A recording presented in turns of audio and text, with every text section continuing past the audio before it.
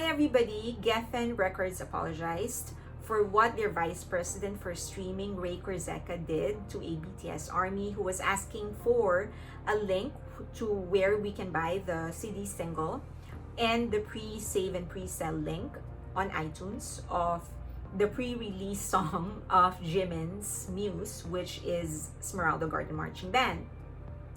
Instead of ignoring the tweet maybe or responding properly, he said song of the year and then linked to another song of another singer.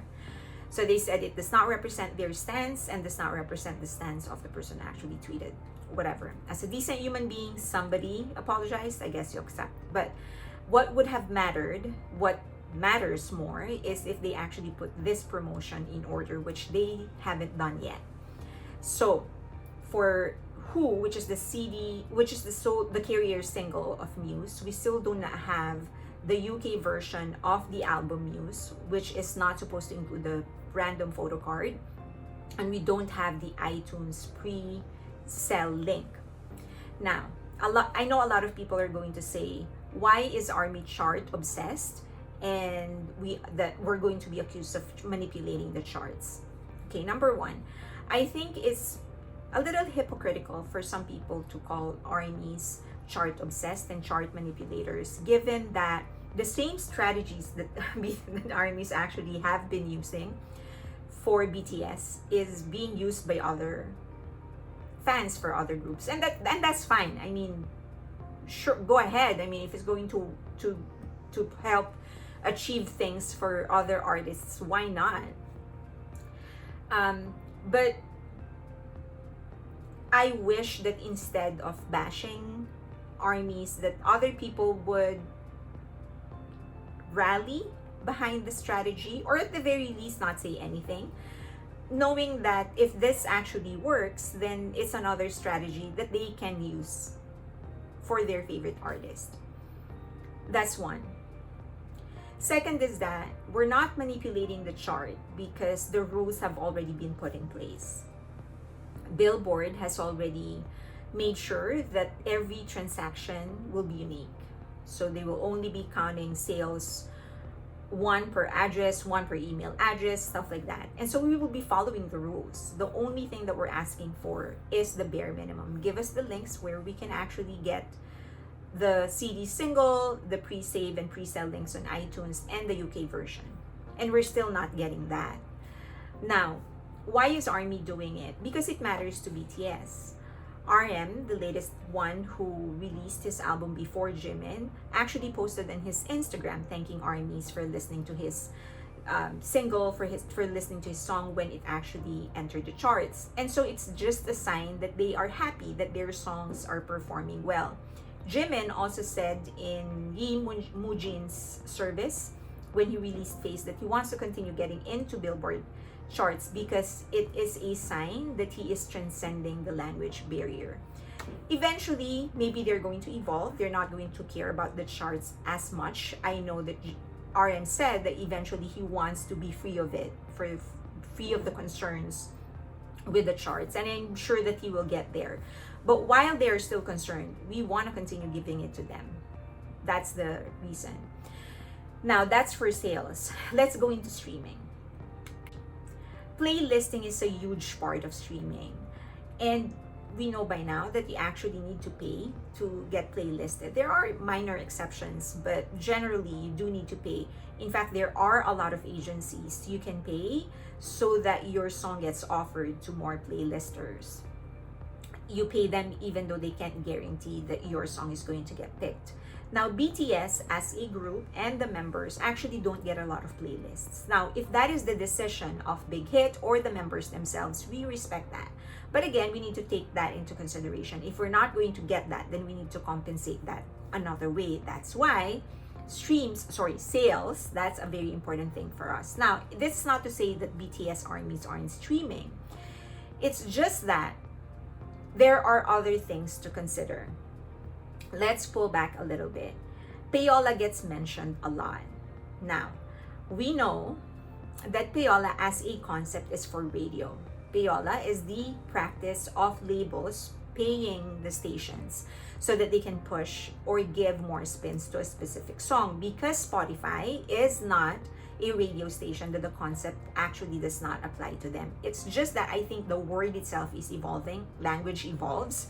That word is now evolving, and now means any kind of unethical practice to artificially push or promote a specific song. In 2021 or 2020, Spotify actually launched a program called the Pay for Play, where the artist can give up 30%, their 30% or their share of the earning, so that their song can be pushed more. The Recording Academy or the Grammys actually immediately criticized it. They said that it's very similar to Radio Payola. There were some members of the Congress who actually wrote FCC to try and stop it because they feel this is a race to the bottom. That means artists are now going to feel trapped to not earn just so they can get noticed, and that is unfair for them. There are some singers and managers and labels who like it. They said that ever since they joined the program, their streams actually went higher, 200 to 300%. Now, because of the stigma of pay for play, a lot of artists would actually refuse to get mentioned that they are using that program. That is fine. Now, we understand that, that for them to not want to mention that they are in that program. But there are other unethical practices. Stream farms is one more. Stream farming is one more. So, in 2021, Rolling Stone launched an investigation for pay-for-play, illegal, and most of them are offshore, but there are some in New York where you pay a company and they guarantee like 1 million streams, or depending on how much you pay. And of course, because you have more streams, then you get more earnings. The Weeknd was actually mentioned in that. Now, he vehemently denied that and still denying it. Okay. The other is TikTok. It actually is now playing a huge part in promotions. Now, a lot of marketers would approach influencers to use a certain music or a song that is yet to be released, just so they could see how the market is going to react. So that's another thing. The more critical one is the relationship of the labels with Spotify themselves. A lot of these companies, I think Sony and Columbia, maybe, or Universal, they own 6 to 7% of the stocks of Spotify. And of course, that gives them access to a lot of people inside Spotify, so that relationship can do a lot. Now, whatever arrangement that they have, any contract that they have, that's sealed. They will never disclose that. But it is not hard to imagine that it is happening, because Spotify actually needs their catalog. They cannot afford for Universal or any of these big companies, any of these big labels to pull out. Otherwise, they won't have the more popular songs which people are wanting. So if, for example, my favorite artists are not, I use Apple Music. If they're not in Apple Music, I'm just going to use another streaming platform. So they need the catalog. And so it's natural for them to play the game of these labels. What about the algorithm? The algorithm is supposed to push songs that are already popular. Sure, but it isn't that simple either. There is no single algorithm in Spotify that determines which song is going to get pushed. Different programs have different algorithms, and it depends on which song is going to be favored by that program, then that song is going to be pushed more. Now, they are using different principles in this. So, for example, there's a look-alike. Basically, what's going to happen is if customer A and customer B are pretty much overlapping in the type of songs that they are listening to, then most likely the songs that customer A is listening to will also get pushed to customer B, because that customer B will most likely like that because they have the same taste. They do that because the main objective of Spotify is to keep you in their platform, not necessarily to promote art or promote the best songs. That's not their objective. Their objective is to try and keep you in their platform. So that's one, look-alike. The other thing is what they call optimal distinctiveness. that means that you are most likely to listen to songs that are similar but with some slight difference in the songs that you're already listening to. If it's too much of the same, then you're going to find it boring. If it's too different, it's not your taste.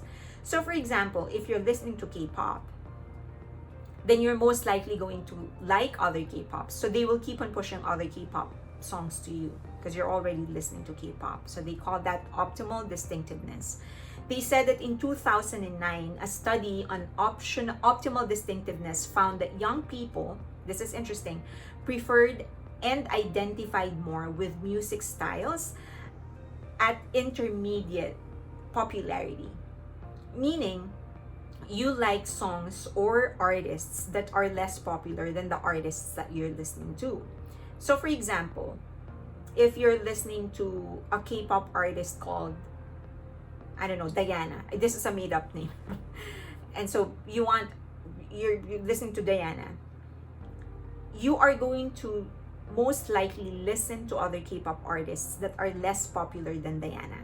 So that's what they will recommend. They will not recommend K-pop artists that are more popular than Diana, because you wouldn't like that.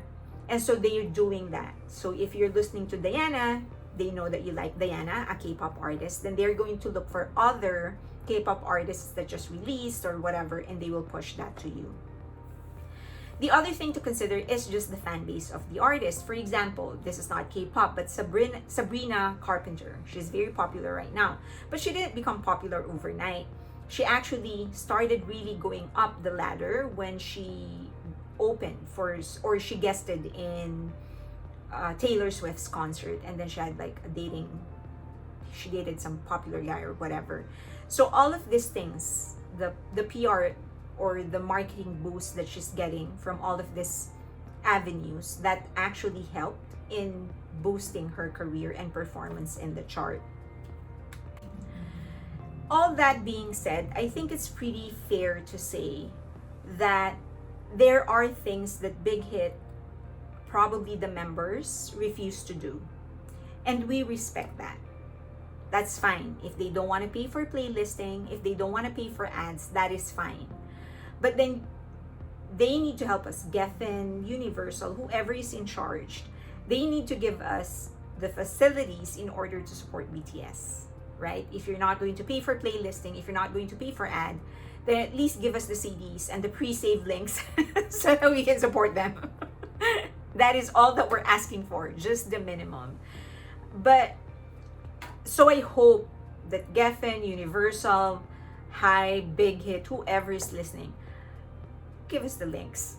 give us the UK version of the CD and give us the link so that we can pre-save and pre-buy on iTunes. I think other links are already up, but specifically for Who, not just for the album, but the single Who.